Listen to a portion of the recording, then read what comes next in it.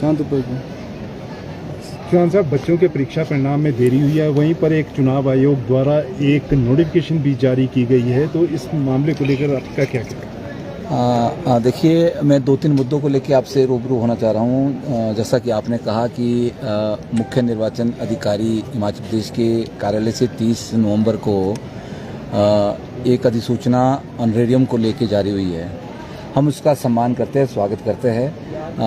उसमें कहा गया है कि जो जिला चुनाव अधिकारी है, जो आपके रिटर्निंग ऑफिसर और EROs या फिर तहसीलदार, नायब तहसीलदार चुनाव या उनका स्टाफ जो चुनाव का है, उनको 1 मंथ की जो बेसिक सैलरी है वो जो है एक ऑनरेरियम मतलब एक मेहनताने के रूप में उनको दी जाएगी। ये बहुत ही स्वागत योग्य कदम है, हम इसका स्वागत करते हैं। और उसके साथ साथ जो चुनाव आयोग में प्रोग्रामर है उनको 15,000 रुपये का ऑनरेरियम है, जो असिस्टेंट प्रोग्रामर है उनको 11,000 का है, जो डाटा एंट्री ऑपरेटर है उनको 9,000 का, इस तरह से उन्होंने एक स्लैब बनाया है।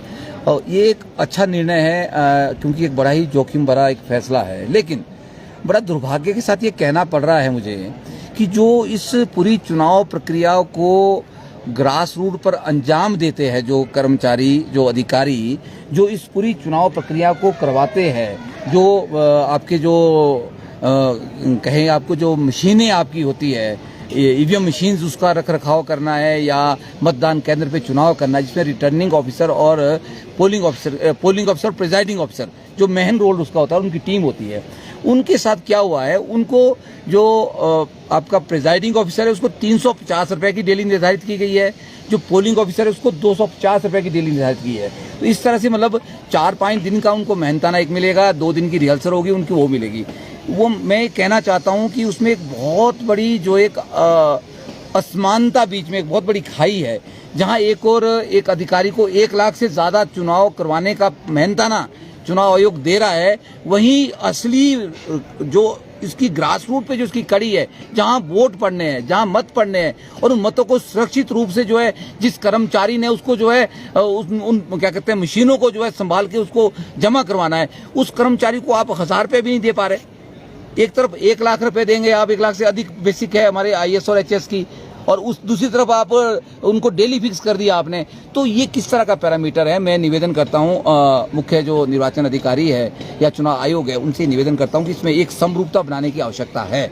अगर आपने ऑनरेरियम उनको, जो आप डेली की बात कर रहे हैं, डेली तो जब भी कोई कर्मचारी अपने हेडक्वार्टर को छोड़ता है, 8 किलोमीटर से बाहर जाता है, आप किसी की सर्विसेज लेते हैं, हायर करते हैं, तो उसको TADA रूल्स के तहत वो तो मिलना ही मिलना है, वो उसका एक अलग अधिकार है। जहां तक आपने ऑनरेरियम की बात की, मेहनताने की बात की, तो वो भी उनको भी उसी तर्ज पे दिया जाता, एक ऐसा स्लैब बनाया जाता, ऐसे फॉर्मूला बनाया जाता कि जो जिसकी बेसिक है उस बेसिक के हिसाब से उनको दिया जाता है। तो वहाँ हमारी आपत्ति है, पूरे हिमाचल प्रदेश के कर्मचारियों की आपत्ति है कि चुनाव आयोग इसके ऊपर दोबारा से गंभीरता से विचार करे कि कम से कम सम्मानजनक जो मेहनताना है, जो चुनाव ड्यूटी में लगे, क्यों आपने देखा अभी भी बहुत से रामपुर में हमारे जो चुनाव ड्यूटी में लोग लगे थे उनको सस्पेंड कर दिया गया है। बहुत सी जगह ऐसा हुआ है कि थोड़ी सी भी अगर नेग्लिजेंस हो जाए, क्योंकि बड़ा जिम्मेदारी का मामला है, थोड़ी सी नेग्लिजेंस होने के कारण भी जो है सीधे सीधे इसमें किंतु परंतु नहीं होता है, क्योंकि जिम्मेदारी बहुत ज्यादा इस इशू में है, तो उनको नौकरी भी उनकी खतरे पे रहती है और बहुत सारी परिस्थितियों को झेलनी पड़ती है। तो उनको तो मुझे लगता है कि सबसे ज्यादा मेहनताना मिलना चाहिए था, और उन लोगों को तो 1,000-1,500 में स्टिक कर दिया आपने। डाटा एंट्री ऑपरेटर को आपने 9,000 की उनको मेहनताना दे दिया, प्रोग्रामर को 15,000 रूम में बैठ के आप दे रहे, एक IAS को आप 1 लाख से ऊपर का मेहनताना दे रहे। तो ये एक विसंगति है, इस विसंगति को मुझे लगता है कि निर्वाचन आयोग इसके ऊपर गंभीरता से विचार करेगा, इसको दुरुस्त करेगा। और दूसरा, मैं चुनाव आयोग से एक निवेदन और करना चाह रहा हूं कि अभी लगभग 45% जो चुनाव ड्यूटीज में कर्मचारी लगे थे, उनके पोस्टल बैलेट अभी तक वापसी नहीं पहुंचे हैं। अब इसमें किस जगह ये कहां किसके बिहाफ पे ये कमी रही है, इसके ऊपर मैं निवेदन करूंगा कि चुनाव आयोग इसके ऊपर गंभीरता से विचार करे, थोड़ा सा इसमें संज्ञान ले। हो सकता है कि पोस्ट ऑफिस जो है हमारे, वहां से जो है वो रजिस्ट्री आगे फॉरवर्ड नहीं हो रही है, वहां लैप्सिस हो रहे हैं, या कोई और व्यवस्था। 2 दिन हमारे पास बच गए, क्योंकि एक बड़ा गंभीर विषय है। अगर कर्मचारियों के ने पूरा चुनाव करवाया तो उनको अपना मत डालने का मौका नहीं मिल रहा है, या उनको ऐसी एक व्यवस्था दी जाए कि वो संबंधित जो उनके जो SDM कार्यालय वहां जाके खुद ही वहां पे दोबारा से वो उनको बैलेट पेपर इशू हो या फिर वो वहाँ पे मत का प्रयोग कर पाए सीधा, कोई ना कोई व्यवस्था इसमें करनी पड़ेगी और इसमें ज़रूरत है, क्योंकि बहुत से कर्मचारियों की अपील आई कि अभी तक हमें तो बैलेट पेपर ही इशू नहीं हुए। तो ये 2 इश्यूज़ थे, बड़े बड़े इश्यूज़ है, और मुझे पता है कि चुनाव आयोग इसके ऊपर संज्ञान ले रहा है और सीरियस भी है। अखबार में भी आया था कि चुनाव आयोग ने इसके ऊपर गंभीरता से इस इशू को टेकअप किया है। तो मैं भी कर्मचारियों के बिहाफ पे, क्योंकि संयुक्त कर्मचारी महासंघ प्रदेश में पूरे कर्मचारियों का प्रतिनिधित्व करता है, तो मैं अपनी जवाबदेही के नाते में कहना चाहता हूं और साथ ही उन कर्मचारियों से भी निवेदन करता हूं कि आप भी थोड़े सचेत रहे और खुद इनिशिएटिव ले, ताकि हर कर्मचारी हमारा इसमें जो है अपना मत का प्रयोग करे, विवेक से प्रयोग करे और सही दिशा में प्रयोग करे, क्योंकि कर्मचारियों का चुनाव बड़ा अहम चुनाव है। क्योंकि कर्मचारी आने वाले समय में या इससे पहले भी जो है कर्मचारी पिसता जा रहा है, मध्यम वर्ग पिसता जा रहा है, तो उन्हें सचेत होने की जरूरत है। 2 इशू। तीसरा इशू आपने पूछा कि जो 10th और +2 के जो एग्जाम अभी टर्म एग्जाम पे बोर्ड गया, उसका क्या है, उसका क्या नहीं है, उसमें मैं ये कहना चाहता हूं कि एक तो इन इलेक्शन की वजह से हमारे ज्यादातर इसमें शिक्षक ज्यादा पीछे गए। उन्होंने 1-1 महीने ड्यूटीज दी, एसडीएम कार्यालय में ड्यूटीज दी और फिर आपने इलेक्शन में ड्यूटीज उनकी लगी, तरह की ड्यूटीज उन्हें, और मजे की बात है कि उनको मिल भी कुछ नहीं रहा, तभी तो मैंने मुद्दा उनका उठाया है। दूसरा, बच्चों का भी उसमें लॉस हुआ है और हमने ये मांग की थी कि बच्चों टीचर्स को कम से कम जो है इलेक्शन प्रोसेस में लगाया जाए, ऐसा हुआ नहीं। फिर क्या हुआ, उसके बाद जो स्कूल शिक्षा बोर्ड है, जो हमारी एक पैसों की बहुत बड़ी दुकान बन चुकी है, एक बिजनेस शॉप बन चुकी है, और उसने एक शिक्षा का इस तरह से बच्चों का बेड़ा गर्क कर दिया है, जिसको हम बार बार इस इशू को उठा रहे हैं। मनमाने तरीके से बोर्ड जो है टर्म पैटर्न पे गया। टर्म 1 और टर्म 2 की हिमाचल में फिजिबिलिटी नहीं है सर, मैं आपको बताना चाह रहा हूँ, हम बार बार इसका विरोध करते रहे। टर्म 1 के एग्जाम बोर्ड ने सितंबर में लिए, सितंबर गया, अक्टूबर गया, नवंबर गया, दिसंबर आ चुका है।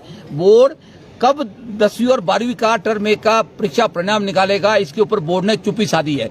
बोर्ड में जो लोग अधिकारी बैठे हैं, चाहे चेयरमैन है, चाहे सेक्रेटरी बोर्ड है, वो फोन सुनने को तैयार नहीं है, वो फोन अटेंड नहीं करते हैं। उनके पीएसएल से अगर बात की जाए तो बोलते हैं साहब नहीं है, बात करेंगे, बिजी है। इस तरह की जो उनके एक रवैया है स्कूल शिक्षा बोर्ड का, उसमें कुछ नहीं हो रहा, उसमें सीधा सीधा बच्चों का नुकसान हो रहा है। और अभी एक अनिश्चितता का एक माहौल बना है कि स्कूल शिक्षा बोर्ड 10वीं और 12वीं का परीक्षा परिणाम कब घोषित करेगा। मुझे लगता है वो जनवरी में भी घोषित नहीं कर पाएगा, मैं साफ साफ कहना चाह रहा हूं, इसलिए सचेत कर रहा हूं। अगर आप जनवरी में परीक्षा परिणाम घोषित नहीं कर पा रहे तो आपने लिया क्यों सितंबर में, तो आप सीधा ही मार्च में क्यों नहीं लेते।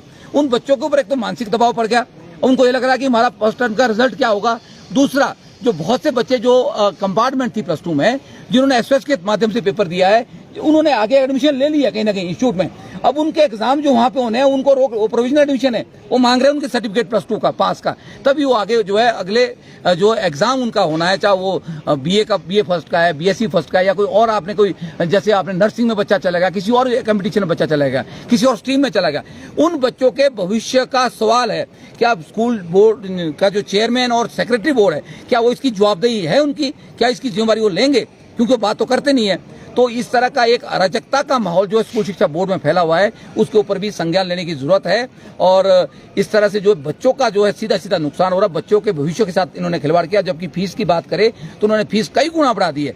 हर तरह से बच्चों की जो है वो कहीं ना कहीं तरीके से जो बच्चों को लूटा जा रहा है, पेरेंट्स को लूटा जा रहा है, और बोर्ड एक पैसा इकट्ठा करने का काम कर रहा है। तो ये 2-3 इशू मैंने आपसे डिस्कस करने थे। आपको क्या लगता है कि क्या पैरामीटर्स एजुकेशन बोर्ड के होने चाहिए एग्जाम को लेकर और फीस को लेकर? देखिए, हम बार बार इस बात का विरोध किया है। पिछली साल कोरोना पीरियड में बोर्ड ने 200% की वृद्धि की। मैं और मेरा संगठन एकमात्र ऐसा संगठन था जिन्होंने बार बार बोर्ड को कटघरे में खड़ा किया।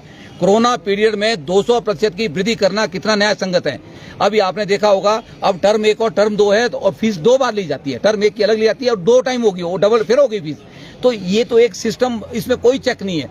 ये सीधा सीधा है कि आप किस तरह से सरकार को खुश करते हैं कि हमने बोर्ड में इतना पैसा इकट्ठा किया, लेकिन ये पैसा इकट्ठा करने की दुकान नहीं है। ये बच्चों के साथ जस्टिस करने का है।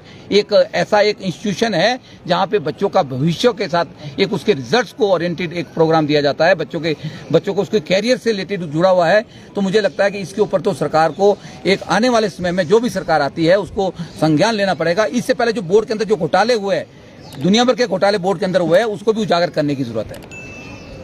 धन्यवाद।